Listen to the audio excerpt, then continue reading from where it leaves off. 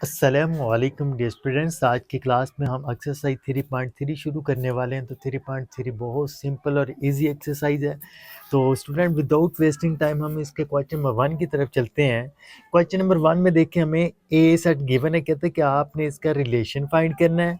इसके अलावा आपने उस रिलेशन की डोमेन भी फाइंड करनी है और रेंज भी फाइंड करनी है। बहुत सिंपल है स्टूडेंट। आपको ये एक सेट गिवन होगा ए, ठीक है। हम इसका रिलेशन कैसे फाइंड करेंगे? पहले रिलेशन फाइंड करने के लिए आपने ए क्रॉस ए फाइंड करना है। ए क्रॉस ए क्या मतलब? ए लिख दिया, फिर ए को ए से ही मल्टीप्लाई करवा देंगे। It's okay. अब हमने क्या करना है, इसके जो एलिमेंट होंगे उनको ऑर्डर पेयर में लिखते हैं। ऑर्डर पेयर ऐसे लिखते हैं हम एक्स वाई की फॉर्म में। जो फर्स्ट वाला एलिमेंट होता है वो एक्स को रिप्रेजेंट करता है और सेकंड वाला एलिमेंट वाई को। तो क्या होगा, 1 1 के साथ पेयर बनेगा, फिर 1 का 2 के साथ, फिर 1 का 3 के साथ, फिर 1 का 4 के साथ, 1 का 1 के साथ, फिर 1 का 2 के साथ, फिर 3 के साथ, फिर 4 के साथ। फिर 2 का देखें, 2 का 1 के साथ, 2 का 2 के साथ, 2 का 3 के साथ, 2 का 4 के साथ। इसी तरह 3 का भी सबके साथ बनेगा, 4 का भी सबके साथ बनेगा। यानी कि इसके भी 4 हैं, इसके भी 4 हैं, 4 4 जार 16। तो आपने देखना है कि ये आपके 16 बने हैं या नहीं बने। स्टूडेंट ये तो हो गया इसका आधा पार्ट। अब क्वेश्चन नंबर 1 के आगे हमें 4 पार्ट गिवन है। पार्ट 1 में आप देखें एक्स वाई ऑर्डर पेयर है। कहते हैं कि आपने वो वाला ऑर्डर पेयर लेना है जिसमें वाई और एक्स इक्वल हो या एक्स और वाई इक्वल हो। मैंने आपको बताया था कि ऑर्डर पेयर के जो फर्स्ट वाला एलिमेंट होता है वो एक्स को रिप्रेजेंट करता है और सेकंड वाला जो एलिमेंट है वो वाई को रिप्रेजेंट करता है। अब आप इसमें ढूंढे कौन से ऐसे ऑर्डर पेयर हैं जिनमें एक्स और वाई इक्वल हैं। तो स्टूडेंट देखें, ये एक्स है और ये वाई इक्वल है। ये वाला देखें, ये एक्स और ये वाई इक्वल है। ये वाला देखें, ये एक्स और ये वाई इक्वल है। ये देखें एक्स और वाई इक्वल है। तो हमारे पास कौन से ऐसे ऑर्डर पेयर हैं, इस रिलेशन में कौन से ऐसे ऑर्डर पेयर हैं जिनमें y और x इक्वल आ रहा है? तो वो मैंने आपको बता दिया। हमारे पास है 1 1 2 2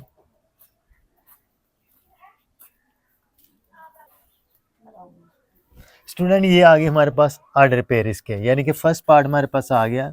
अब हमने इसकी डोमेन भी फाइंड करनी है और इसकी रेंज भी फाइंड करनी है। डोमेन कैसे फाइंड करेंगे हम?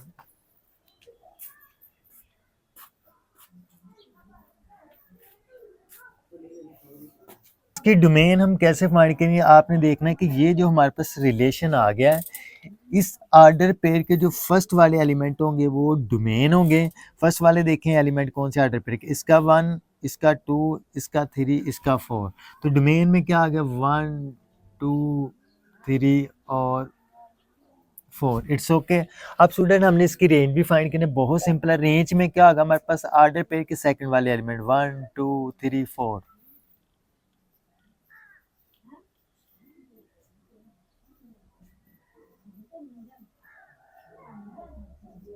It's okay student.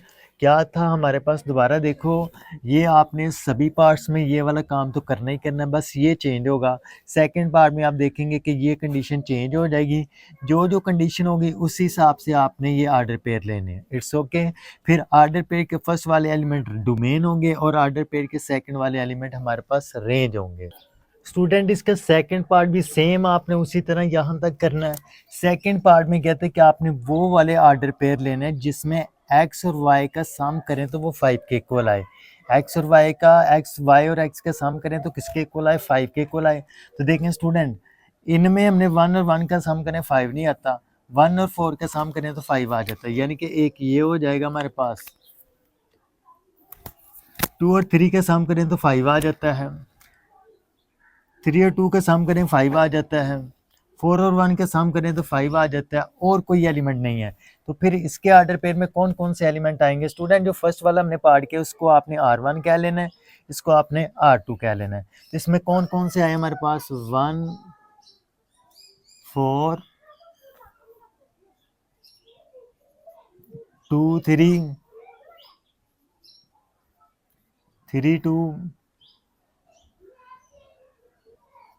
ये था इसका पार्ट। अब इसकी डोमेन फाइंड करते हैं, डोमेन ऑफ R2। तो स्टूडेंट मैंने बताया था डोमेन क्या होती है कि इस रिलेशन में ऑर्डर पेयर के जो फर्स्ट वाले एलिमेंट होंगे वो डोमेन होंगे और जो सेकंड वाले एलिमेंट होंगे वो रेंज। तो डोमेन में क्या आ जाएगा हमारे पास 1 2 3 और 4, 1 2 3 और 4। It's okay student. रेंज में देखिए हमारे पास क्या आ रहा है, 4 आ रहा है, 3 आ रहा है, 2 आ रहा है, 1। अगर आप इनको तरतीब से लिखेंगे तो हमारे पास यही बन जाएगी, इसकी रेंज भी क्या बन जाएगी, 1 2 3 4। It's okay student. क्या थर्ड पार्ट देखें, थर्ड पार्ट में कहता है कि आपने रिलेशन के वो वाले एलिमेंट लेने हैं जिनमें एक्स वाई का सम करें तो वो 5 से छोटा हो। इसको हम कह देते हैं कि R3 है ये हमारे पास। कौन से एलिमेंट लेने हैं जिसमें एक्स और वाई का सम करें तो 5 से छोटा, 1 और 1 2, ठीक है, 1 और 2 3, 5 से छोटा है, 1 और 3 5 से छोटा है, तो ये नहीं होगा, 5 नहीं बल्कि 5 से छोटा। तो क्या हो जाएगा, 1 2 हो जाएगा, 1 1 हो जाएगा, 1 2 हो जाएगा, 1 3 हो जाएगा, 2 1 हो जाएगा, 2 2 हो जाएगा, और क्या हमारे पास जो 5 से छोटा हो 3 1 हो जाएगा, और तो हमारे पास और कोई नहीं बना, 1 1 1 2 1 3 2 1 2 2 और 3 1। तो ये एलिमेंट हमारे पास बन रहे हैं जिनका हम सम करें तो वो 5 से छोटा आ जाए। तो क्या आ जाएगा हमारे पास, 1 1 1 2 1 3 2 1 2 2 और लास्ट पे क्या हमारे पास 3 1। तो ये स्टूडेंट्स हमारे पास एलिमेंट आ गए। अगर हम इसके डोमेन बताएं तो डोमेन क्या होगा स्टूडेंट,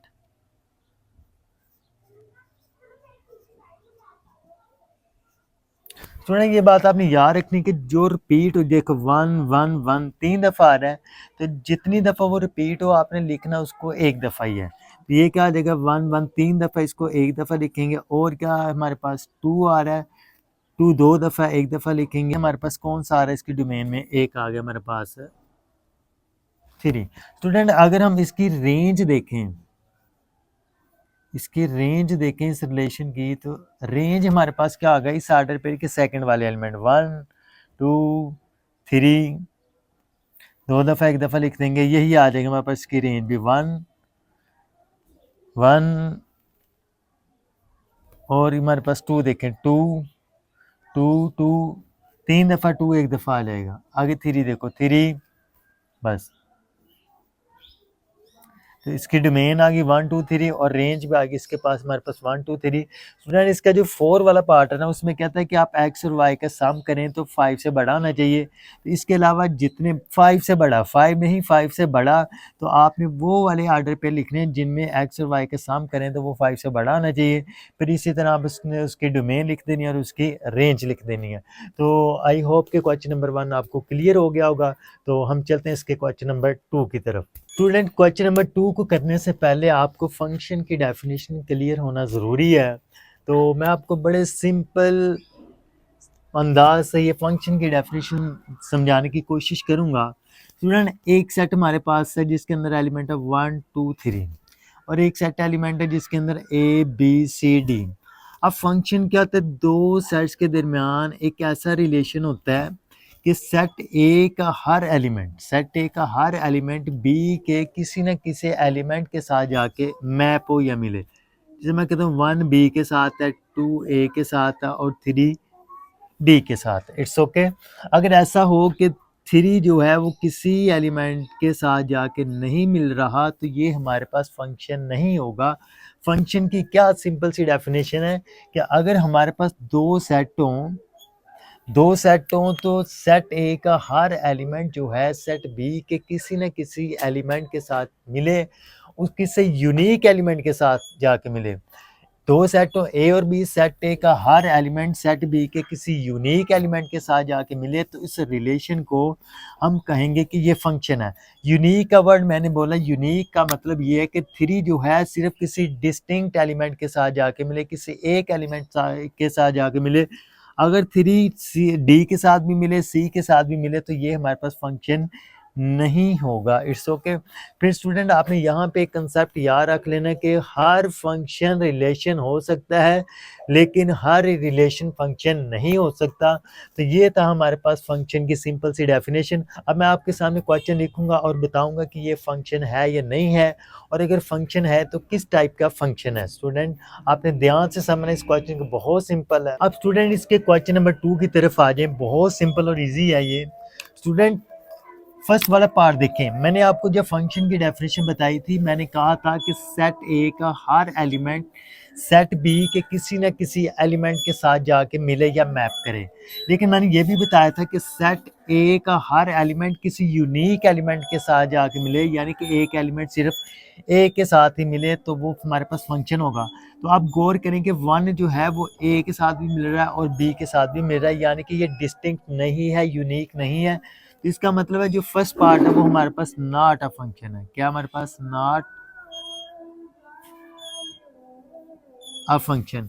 स्टूडेंट इसका सेकंड पार्ट देखें, सेट ए का हर एलिमेंट सेट बी के किसी ना किसी एलिमेंट के साथ जाके मिल रहा है। एक बात तो क्लियर है कि ये हमारे पास फंक्शन है। अब स्टूडेंट हमारे पास फंक्शन के आगे 3-4 टाइप्स हैं। एक होता है वन वन और एक होता है हमारे पास ऑन टू। वन वन क्या होता है कि सेट ए का हर एलिमेंट सेट बी के किसी ना किसी एलिमेंट के साथ जाके मिले। इसका मतलब है कि ये वन वन हो गया हमारे पास, वन वन हो गया। आगे एक और होता है हमारे पास onto. Onto function क्या होता है कि सेट बी का हर एलिमेंट सेट ए के एलिमेंट का इमेज बने। ऑन टू फंक्शन क्या होता है कि सेट बी का हर एलिमेंट सेट ए के एलिमेंट्स का इमेज बने, उसको हम कहते हैं कि ऑन टू फंक्शन। क्या कहते हैं उसको हम? Onto function. तो स्टूडेंट ऐसा फंक्शन जो वन वन भी हो, ऑन टू भी हो, तो उसको हम कहते हैं बाइजेक्टिव फंक्शन। तो ये वाला जो फंक्शन है हमारे पास वन वन भी है, ऑन टू भी है, तो इसको हम बोलेंगे कि ये हमारे पास है bijective function. It's okay student. अब थर्ड पार्ट में देखें स्टूडेंट, ये देखो वन वन भी है और हमारे पास ऑन टू भी है, तो ये भी हमारे पास हो गया बाइजेक्टिव फंक्शन। ठीक है स्टूडेंट। अब स्टूडेंट देखो ये वाला जो फंक्शन है हमारे पास, अब यहाँ पे हमारे पास एक कंसेप्ट आता है इनटू फंक्शन का। ऑन टू फंक्शन ऐसा फंक्शन होता है जिसमें सेट बी का हर एलिमेंट सेट ए के एलिमेंट्स का इमेज बने, उसको हम कहते हैं ऑन टू फंक्शन।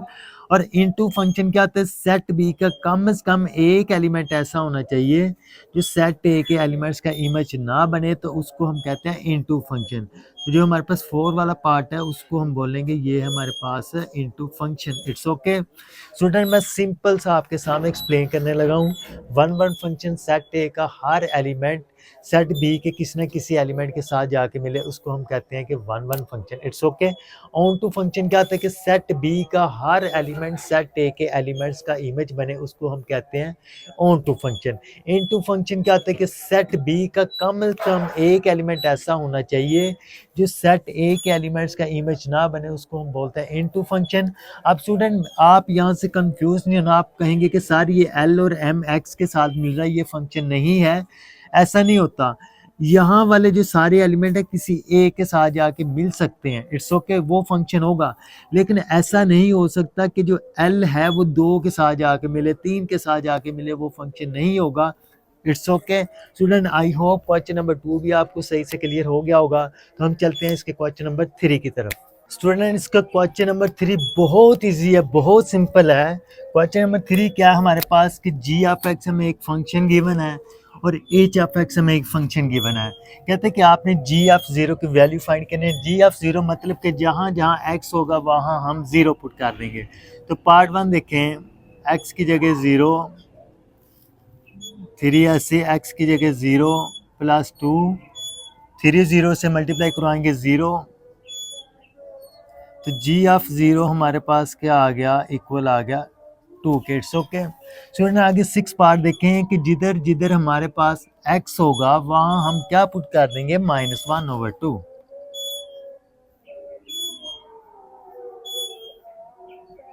x की जगह क्या पुट कर देंगे? -1/2 का स्क्वायर +1।